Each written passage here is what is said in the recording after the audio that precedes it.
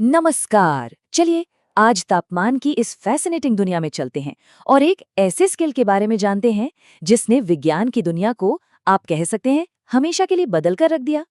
हाँ, हम बात कर रहे हैं केल्विन स्केल की। तो शुरुआत करते हैं एक बहुत बड़े सवाल से। सोचिए जरा, इस पूरे ब्रह्मांड में सबसे ठंडा, मतलब सबसे ज्यादा ठंडा तापमान क्या हो सकता है? और एक बात तो पक्की है, इसका जवाब हमारे घरों में लगे थर्मामीटर में तो बिल्कुल नहीं मिलने वाला।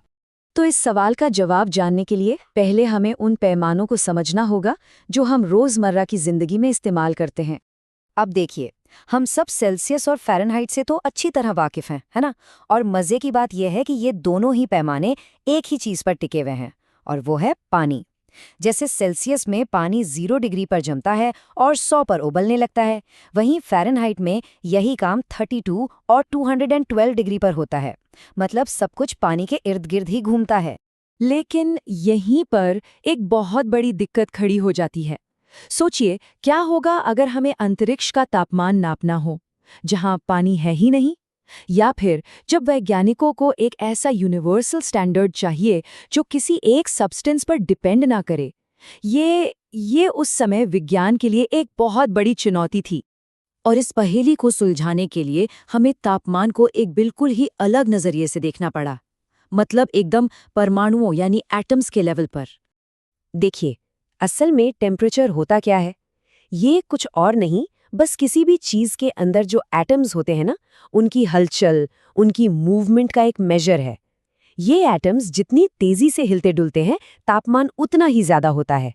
बस कल्पना कीजिए, एक गरम चाय के कप में ये परमाणु कितनी तेज़ी से नाच रहे होंगे। तो अगर इस हिसाब से चलें, तो जब हम चीज़ों को ठंडा करते हैं तो ये परमाणु धीरे होने लगते हैं, और ठंडा करेंगे तो और धीरे होंगे।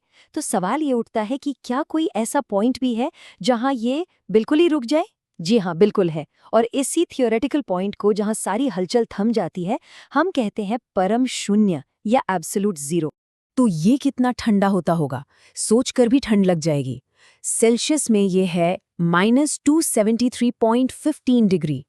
इससे ज्यादा ठंडा कुछ भी होना मुमकिन ही नहीं है। ये समझिए कि ये ब्रह्मांड की ठंडक की आखिरी हद है। और बस इसी जबरदस्त आइडिया ने एक महान वैज्ञानिक को इंस्पायर किया। उनका नाम था विलियम थॉमसन, जिन्हें हम आज लॉर्ड केल्विन के नाम से जानते हैं।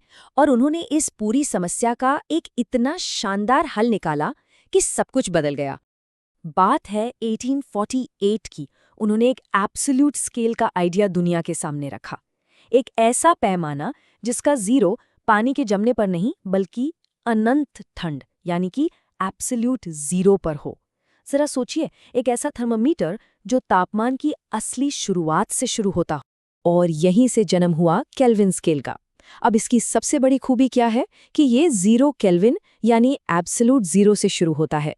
इसका मतलब इसमें कोई नेगेटिव नंबर होता ही नहीं। और एक और कमाल की बात, केल्विन और सेल्सियस के 1 डिग्री का साइज बिल्कुल बराबर होता है। इससे वैज्ञानिकों के लिए हिसाब किताब करना बहुत आसान हो जाता है। और बस इसी वजह से ये विज्ञान में टेम्परेचर की स्टैंडर्ड यूनिट बन गया। ठीक है, तो ये तो हो गई थ्योरी की बात। लेकिन ये स्केल हमारी असली जिंदगी में कहाँ काम आता है? यकीन मानिए, इसके इस्तेमाल के बारे में जानकर हैरानी होगी। कभी लाइट बल्ब खरीदते समय वार्म लाइट या कोल्ड लाइट जैसे शब्द देखे हैं? वो असल में कलर टेम्परेचर होता है, और उसे केल्विन में ही नापा जाता है। कम केल्विन का मतलब है पीली सी आरामदायक रोशनी, और ज्यादा केल्विन का मतलब है नीली सी एकदम एनर्जेटिक लाइट। अगली बार जब कोई बल्ब खरीदे ना, तो उसका केल्विन नंबर जरूर देखिएगा। और केल्विन का इस्तेमाल सिर्फ हमारी दुनिया तक ही सीमित नहीं है, ये तो पूरे ब्रह्मांड को नापता है। खगोल शास्त्री यानी एस्ट्रोनॉमर्स तारों का तापमान पता करने के लिए इसी का इस्तेमाल करते हैं।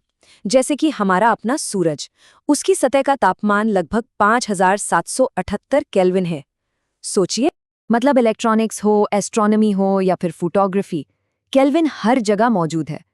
ये सच में एक ऐसी यूनिवर्सल भाषा बन चुका है जिससे हम ब्रह्मांड की हर चीज को नाप सकते हैं।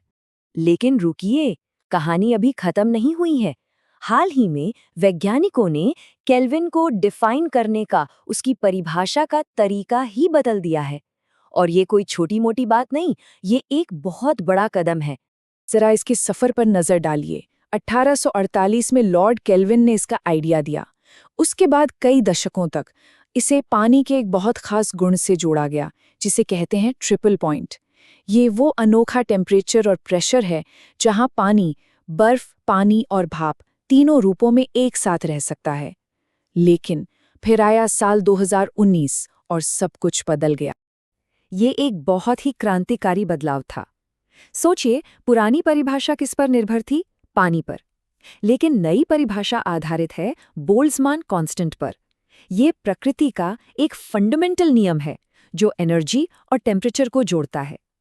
इसका मतलब ये हुआ कि केल्विन अब किसी भी चीज पर, किसी भी पदार्थ पर निर्भर नहीं है। ये अब सच में यूनिवर्सली कांस्टेंट हो गया है। तो अब सवाल ये उठता है कि जब हमारे पास तापमान को मापने का एक इतना सच्चा, इतना यूनिवर्सल तरीका आ गया है, तो ये विज्ञान और टेक्नोलॉजी के लिए आगे कौन-कौन से नए दरवाजे खोलेगा? ये एक ऐसा सवाल है जिसका जवाब हमें आने वाले समय की खोजों में ही मिलेगा।